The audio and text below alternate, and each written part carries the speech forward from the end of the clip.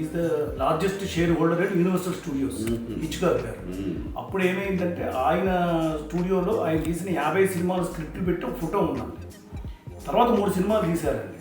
దానికి ఏం చేసామంటే మనం ఇప్పుడు ఎలాగా అని చెప్పి ఈశ్వర్ గారితో వేయించండి ఆర్టిస్ట్. వారు ఏంచి అవును సార్, ఆయన వేసిన లాస్ట్ అది ఇది ఎంత కూడా పెయింటింగ్ అండి. వారితో వేయించాను సార్. ఇది అడిగి ఈ స్క్రిప్ట్ పేర్లు ఇచ్చి చేతితోటి మీరు వేయాలండి అని చెప్పేసి.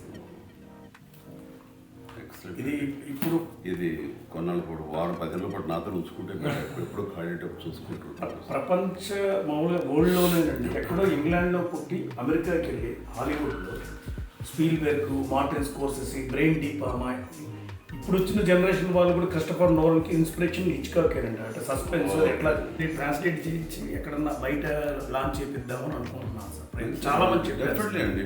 ఇది యూనివర్సల్ సబ్జెక్ట్. ఇది ఇప్పుడు మీరు ఇప్పుడు ఇనాగ్రేట్ చేశారు కాబట్టి పుస్తక పఠనము అనేది ఏంటంటే ఇప్పుడు ఈ కరోనా టైంలో చాలా తగ్గిపోయిందండి. అంతా ఓటీటీలు, డిజిటల్, అందరూ కూడా పేపర్లు కూడా మొబైల్లో ప్యాడ్లోనే కానీ ఎవరు వేయించుకోవట్లేదు. వెరీ గుడ్ అండి. Very happy. Thank you sir. Please sir. Please sir.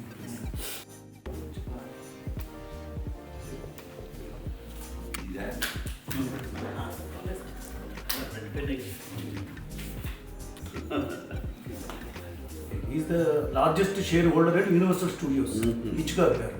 అప్పుడు ఏమైందంటే ఆయన స్టూడియోలో ఆయన తీసిన 50 సినిమాలు స్క్రిప్ట్ పెట్టి ఒక ఫోటో ఉన్నాం. తర్వాత 3 సినిమాలు తీశారండి. దానికి ఏం చేసామంటే మనం ఇప్పుడు ఎలాగా అని చెప్పి ఈశ్వర్ గారితో వేయించండి ఆర్టిస్ట్.